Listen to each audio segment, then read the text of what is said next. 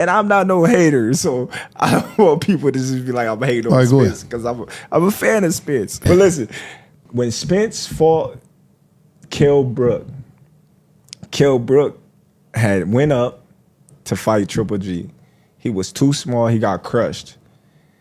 At that point in time, they rushed him within months to get back down to 147 to fight Errol Spence. He wasn't healed. Eyes still messed up.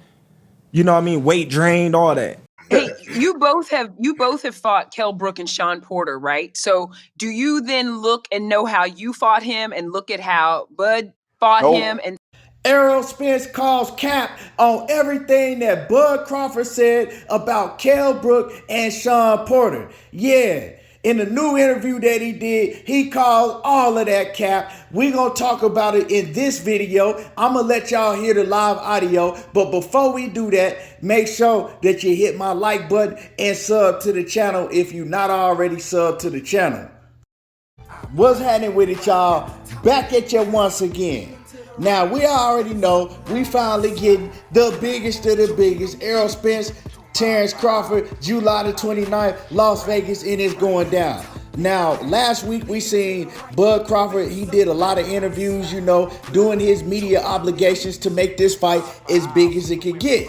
But this week is Errol Spence's turn. He's doing some of his media obligations to make this fight the biggest of the biggest. And he did another interview recently. And in that interview, some talks came up about, he talked about a lot of stuff, matter of fact. He even talked about how he felt that he was going to retire after he suffered that car accident, going 80 miles an hour, probably even faster than that, and getting thrown from a car, suffering all the injuries that he did. He said that he didn't even use a physical therapist at all.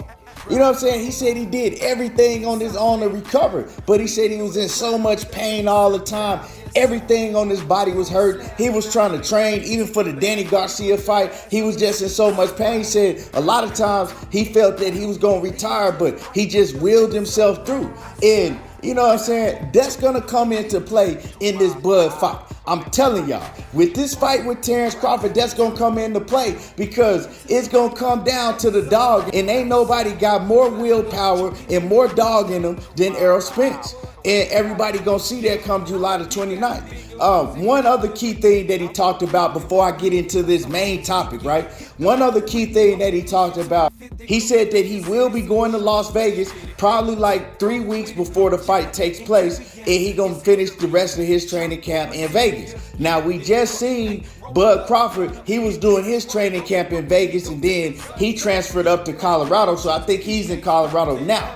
But yeah, he said he gonna go out to Vegas. He gonna finish off his training camp in Vegas because he says a fight of this magnitude, you need a different scenery, and he says the elevation is different than it is in Texas. So he's gonna finish his camp out in Vegas. Another thing he talked about, he says that he feels like that he got a third chance to be great in his career. He said a couple times in his career he strayed off and he forgot what he was doing it for.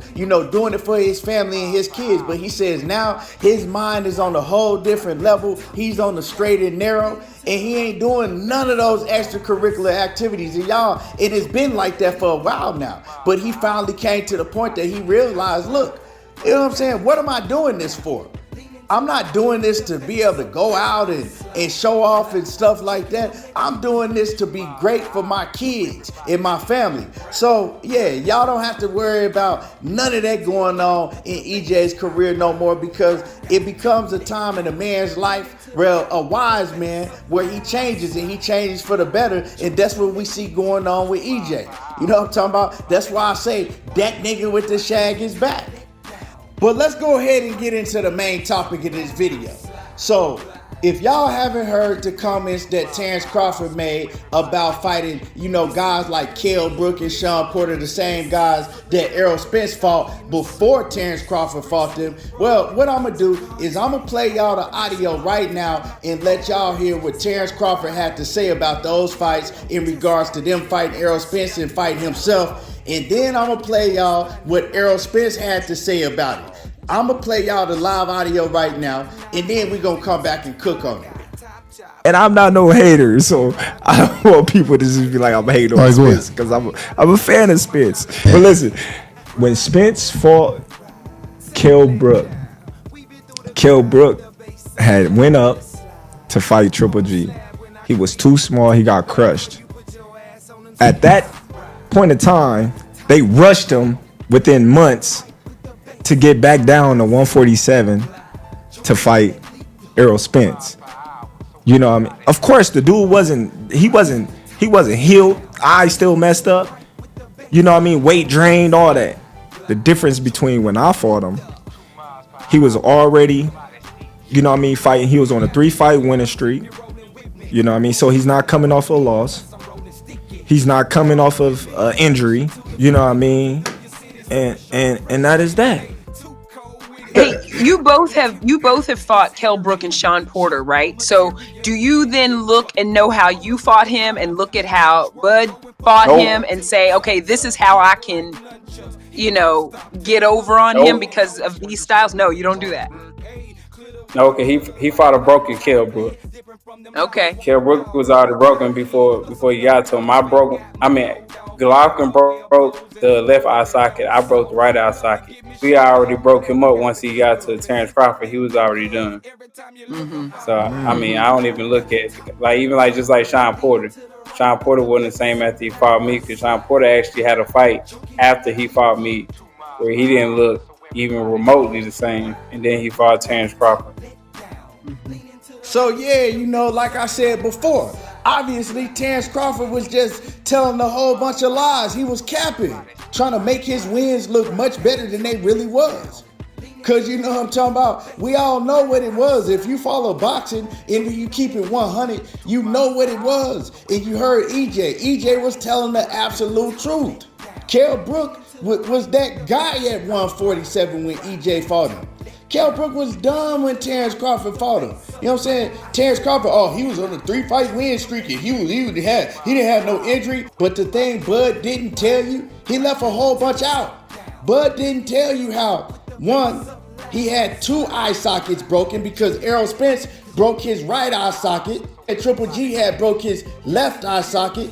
He also didn't tell you that he didn't get rushed back. He lied about that. Kell Brook took 10 months, right? He took 10 months off before he fought Errol Spence. Don't take near that long to heal a broken eye socket. And the 3-fight win streak that Kell Brook was on when he fought Terence Crawford. So yeah, Kell Brook was on the 3-fight win streak, but against who? He fought 3 Rudy Poots at a whole different weight division than he fought Errol Spence. 7 pounds higher than the weight division that he fought Errol Spence because he moved up to 154 right after he fought Errol Spence. Had multiple, 1-2 year layoffs. Went through alcohol and drug rehab and was weighing like 220 pounds 9 months before he fought Terence Crawford. But we ain't gonna say nothing about all that, right? We just gonna leave all of that out. And then came and fought Bud at a weight division that he hadn't fought at in almost 4 years.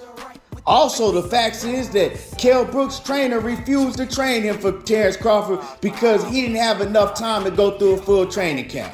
Kell Brook only had 4.5 weeks to prepare for Terence Crawford. See, Bud didn't tell you none of that. And then when it comes to Shawn Porter, you hear Errol Spence say, hey, Shawn Porter was done. I broke Shawn Porter. And it's the truth. Shawn Porter never looked the same after he fought Errol Spence.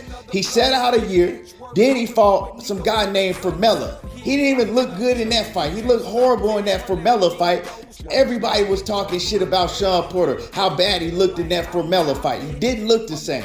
Went 12 rounds with Formella, right? Sat out another year and then fought Terence Crawford. And for a backstory on the fighter Formella, he lost 2 out of his next 3 fights after he fought Shawn Porter. So that lets you know what type of fighter he is.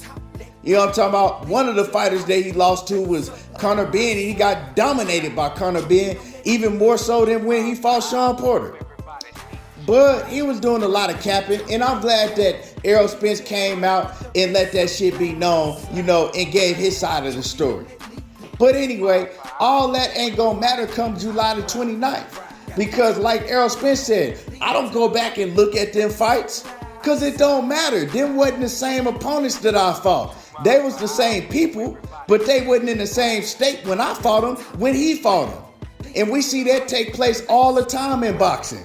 That's like saying Sugar Ray Leonard was the same fighter that he was when he fought Tommy Hearns, and then years later when he fought Terry Norris. You know what I'm talking about? Fighters get old. They not the same after some years. You know what I'm saying? A fighter can get old in one fight. It is what it is. But anyway, y'all let me know how y'all feel about all this. You know what I'm talking about? Who y'all got winning the fight? Drop your comments in the comment section. Are y'all going to the fight? Are y'all paying for the fight? Are y'all fire sticking the fight? Let me hear all y'all comments. Hit the like button, sub to the channel if you're not already subscribed, and y'all already know how I do. There you go, talking that boxing again, and I'm gone. 2 miles per hour, so